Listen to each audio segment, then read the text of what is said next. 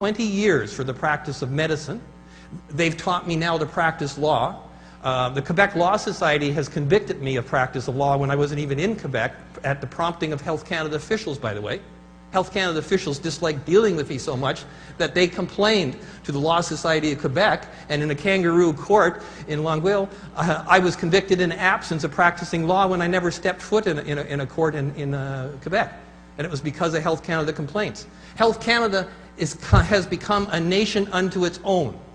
No health minister, no prime minister, no Senate, no House of Commons in Canada controls Health Canada.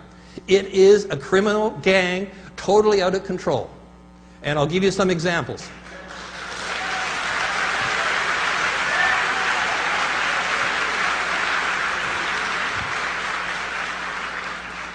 So you've got to realize that they are all, Health Canada employees are our employees. We pay for them. What a silly system. Why do we want to pay for people to destroy our freedoms? Now, I'm a small businessman and have been for many years. Can you imagine me hiring and paying for an employee that I didn't have the right to fire? Who would ever do that? No one would. So why can't we fire our MPs? Why don't we have recall? Good question, right?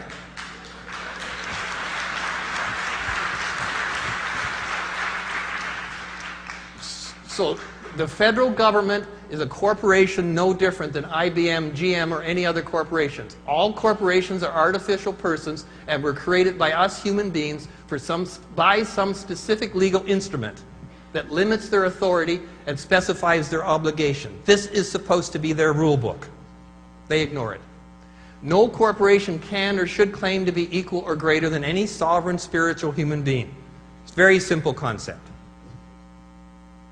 I became involved in the traditional holistic health lifestyle while I was studying at Carleton University for a BSc in science. It was because Carleton had the diplomatic students, I became involved in international friendships, and it was as a result of that that I became curious about non-American diets, let's say. And so I got into Japanese and Chinese cooking, and that's what led me into what I call traditional holistic healthcare. Now, it's very, very important. Don't let them set the agenda by the way they define words. They have people they pay $500,000 a year, and they have hundreds of them that try to figure out how to con us and defraud us and confuse us.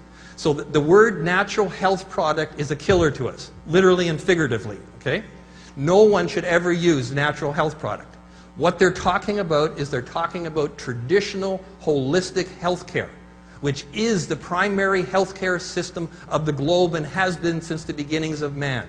Every religion in the world recognizes that good food, healthy food, lifestyle, codes of conduct comes from some god or whatever the different faiths believe in.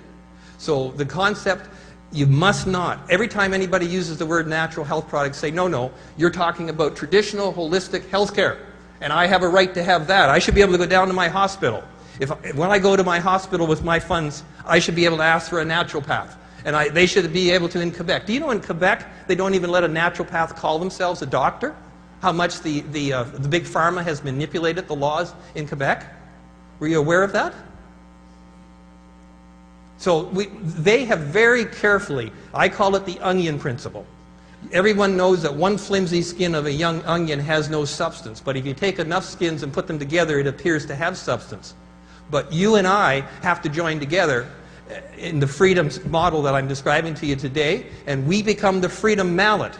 That onion they've built that isn't lawful, you hammer it and it disappears instantly. Health Canada is a house of cards. It has no lawful authority to even staff 90% of its people working for it. It doesn't follow its own legislation. It doesn't follow its own, our Constitution. And it can't beat us. We've proven in 4 consecutive criminal cases, several of which I've worked with Sean Buckley on as an equal partner, that they cannot sustain criminal charges, especially before a jury. I import these prescription products that they call prescription, and I put them in my name in the US, I ship them to my name, I do commercial quantities, and I tell them, make my day. Come and arrest me, put me in jail, and you'll create another Nelson Mandela. Because I will force a jury trial, I'll put your entire culture on trial, and you'll be the guys going to jail, not me.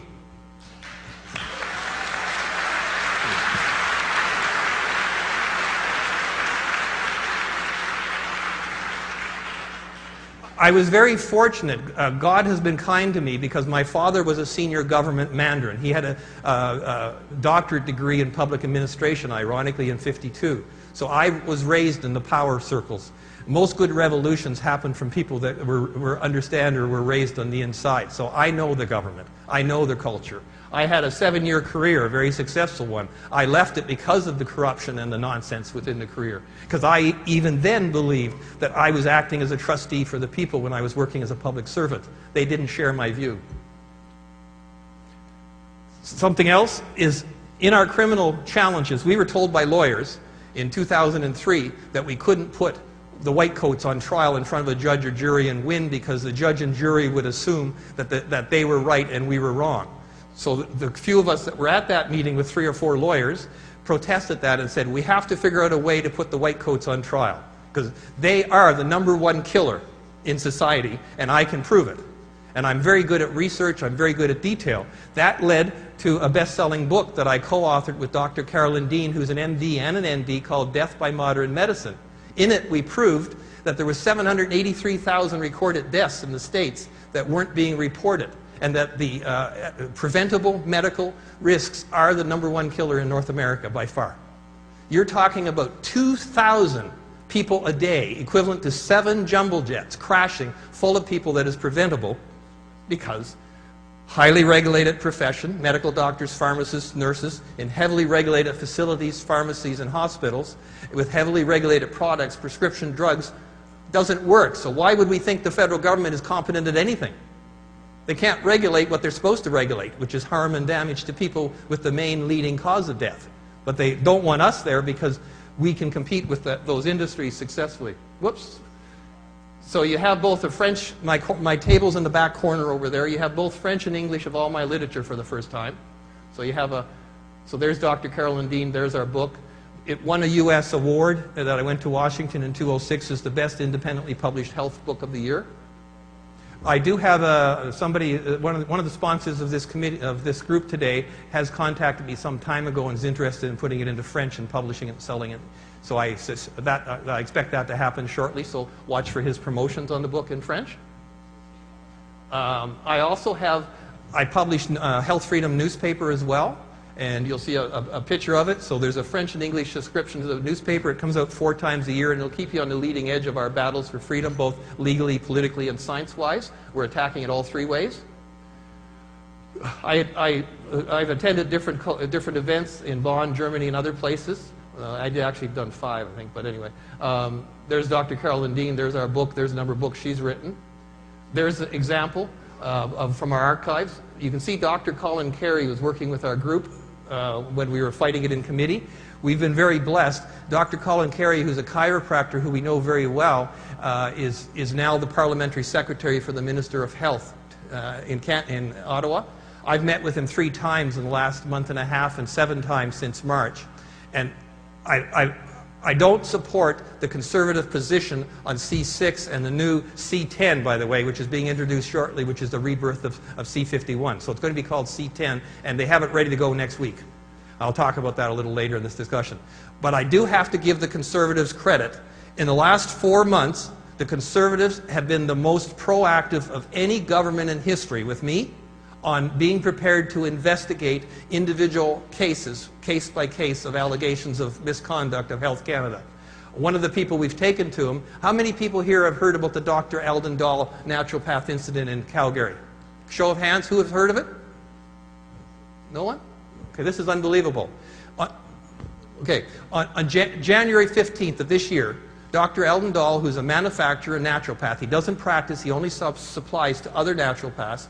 His home had an armed invasion with armed officers. They pointed a gun at the front door right at his wife's face. They held his daughter and his family in their home for 11 hours under force. They removed everything. They went through their bedrooms, their private effects, forced them to open their safes. So when Sean talks about the issues with C6, C6 is only there because our movement is defying them and they know they can't back themselves up in court. That's why C6 is there. That's why the C51 and C52 were introduced last year. They're trying